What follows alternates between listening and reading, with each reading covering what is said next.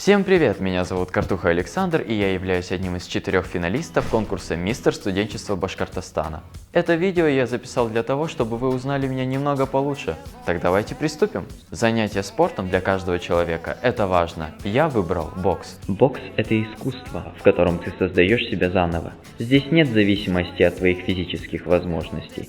Все зависит только от твоего упорства. Что вас больше всего успокаивает?